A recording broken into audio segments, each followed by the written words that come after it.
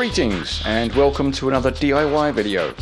In this video I'm going to show you, very roughly, how we built these cool rugged concrete planters. I'm not going to go into too much detail in the video, it's more of an overview of our process, but I will put links to plans and measurements in the description with the show notes. In the video I cover the following steps: assess and design, materials and tools, building the outer form, building the inner form, final preparations, mixing the concrete, filling the form with concrete, removing the form, and curing the concrete. So, what was the objective for this project? We wanted something modern and simple, so we went for a square-shaped planter. And concrete is such a versatile material.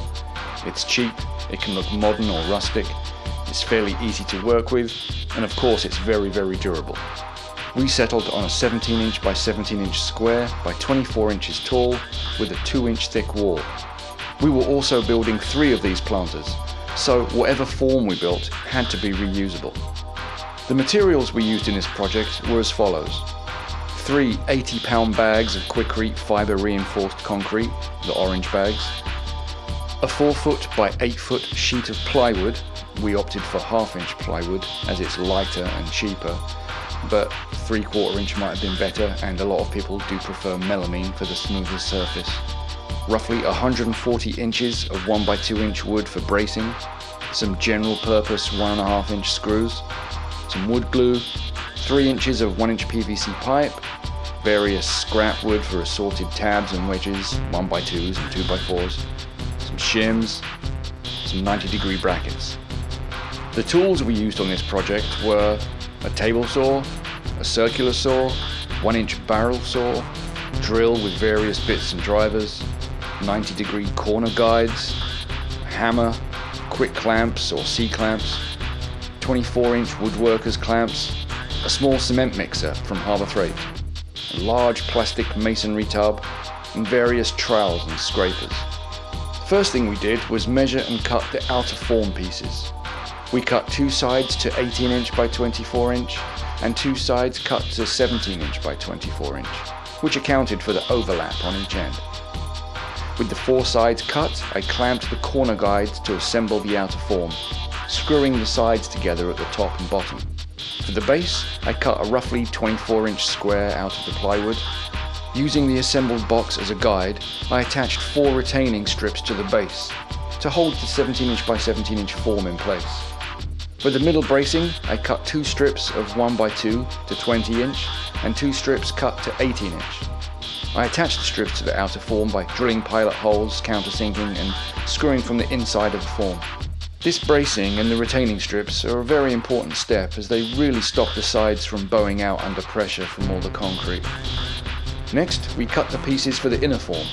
We cut 2 sides to 13-inch by 22-inch and 2 sides cut to 12-inch by 22-inch, again to account for the 1/2-inch overlap on each end. Next, I cut 8 corner braces from some 1x2, roughly about 4 inches long, with 45-degree miters on each end. I drilled pilot holes and a deep countersink, trying not to split the wood. For the inner base, I cut a 12-inch by 12-inch square out of the plywood to fit inside the box. Using the 1-inch barrel saw, I cut a hole in the center of the base for the PVC pipe to fit. I tapped the PVC pipe into place in the baseboard, leaving 2 inches protruding from the bottom. This ensures that the planter has a drain hole and that the inner form will leave a 2-inch space to fill with concrete. For convenience, I also added a couple of metal brackets I had laying around to make removing the base much easier. To hold the base in position, I simply glued small wooden tabs a 1/2 inch from the bottom on each inside wall of the inner form. So what we're seeing now is a time-lapse of us building the 3rd and final concrete planter.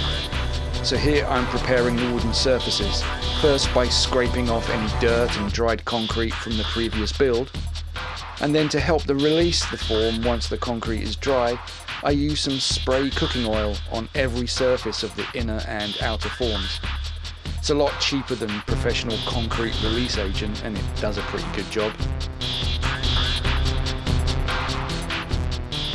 I'm using a putty knife to work the oil into the wood grain to make sure it's really well coated.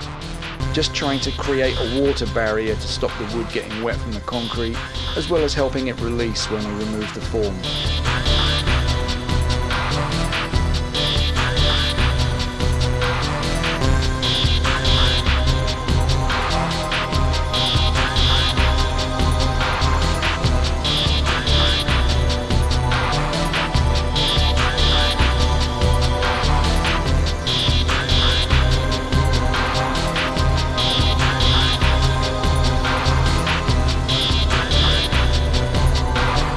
And I'm assembling the form as I go. As I said, this is the third build this form has been used on, so the wood is in pretty beat up shape, but the screw holes are well established, so everything kind of goes together nice and easy at this stage.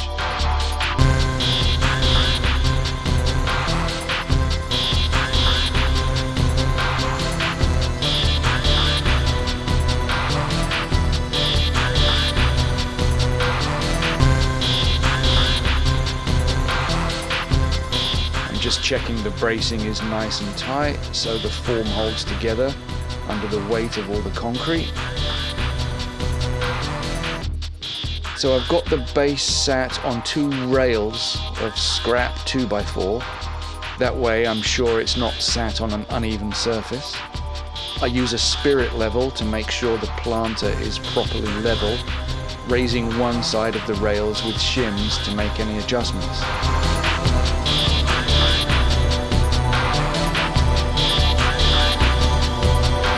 Now here I'm preparing the inner form pieces. I'm scraping off the dirt from the last build and coating the surfaces with the spray oil again, using a scraper to work it into the wood grain. That prevents the wood absorbing the water, and that can make it bow and warp, making it hard to remove at the end.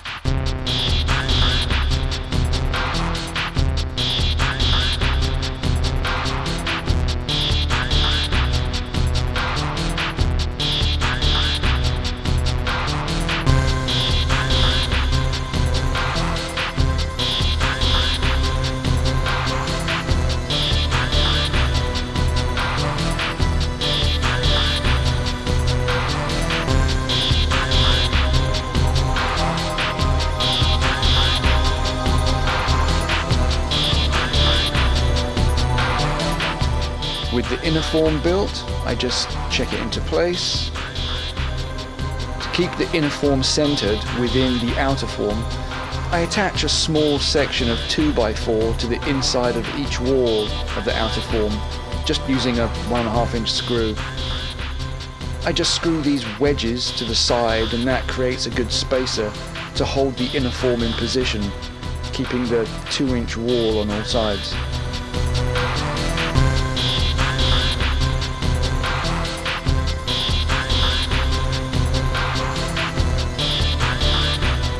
So, the sheer weight of the concrete will easily burst the sides of the form as it fills up.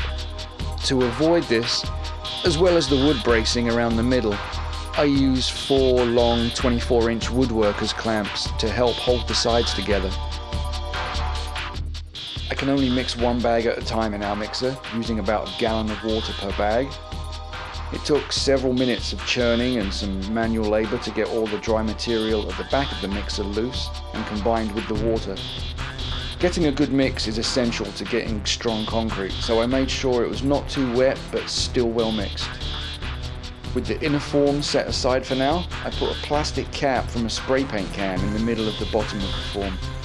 This is not critical, but it helps keep concrete out of the area where the PVC drain hole form is set.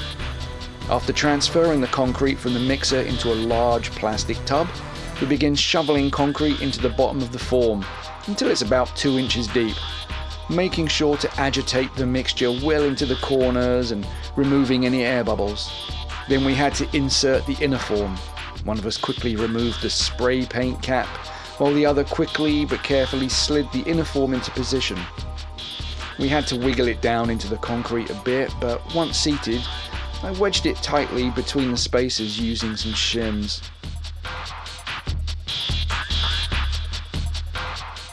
We continue to fill the sides, the now narrow walls of the form, making sure to tap and level the mixture inside the form, packing it tight into all corners and removing any air bubbles.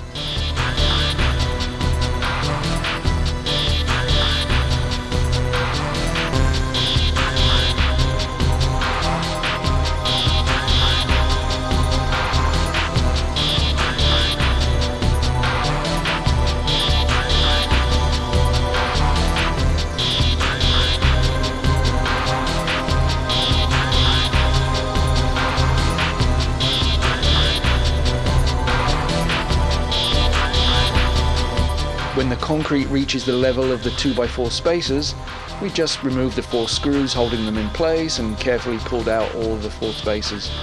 Then we carry on filling up the form with concrete until it's to the top of the outer form, making sure the bracing and the clamps are holding the form together well.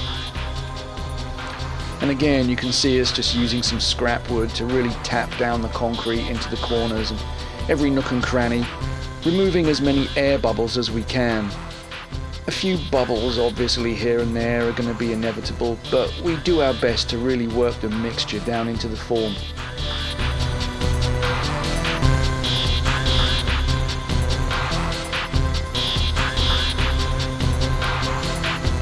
Once it is full, I use a small trowel to level the top of the planter, smoothing the concrete to a nice flat finish. I top up or remove excess mixture as necessary, making sure any large aggregate is worked well down below the surface.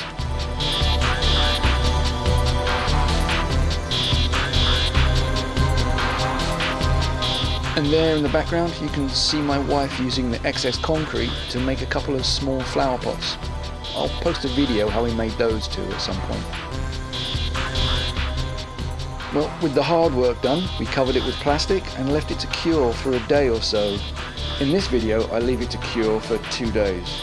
This allowed the concrete to fully harden, which made it more stable, but also made the inner form harder work to remove, as you will see. The first planter we built, I removed the form after about 12 hours, and the concrete was still quite wet, which made it easier to remove the form, but was still a bit fragile on the edges. Removing the outer form is easy. The inner form is a bit more of a process. I first remove the inner bracing, then using a rubber mallet on a bit of scrap wood, I tap out the short sides first. And as you can see, there's a little bit of work going on here. It was a little tighter than obviously would be ideal. And the problem is that this is the 3rd time, as I've said, that we've used this form, and from that use the wood has absorbed a little bit of water from the concrete, so it does swell. And then with the weight of the concrete, I think the inner form has bowed in a little bit as well, so it's not quite as to tolerances, you might say. So just trying to release those sides, everything's a little bit tighter coming out than when it went in. Not ideal, but that's what you've got to work with.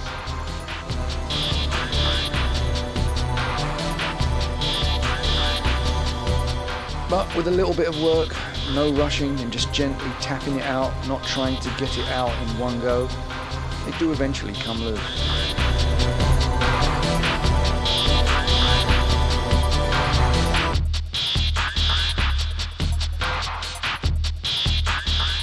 Here it was still fairly tight, that one edge you just didn't want to release.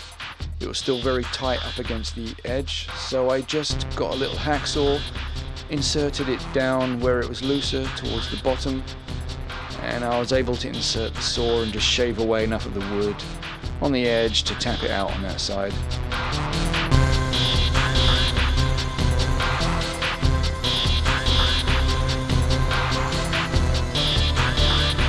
Now we move to the long sides of the inner form, and again with the wood absorbing some of the water and my building just not being as accurate as it could have been, with those corners there was some overlap.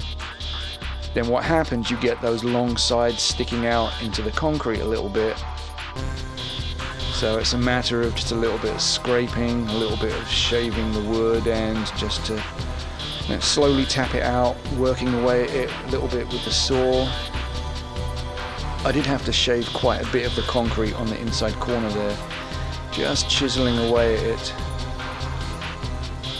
The first planter we did was still fairly wet at this stage, so it was a bit easier to work out.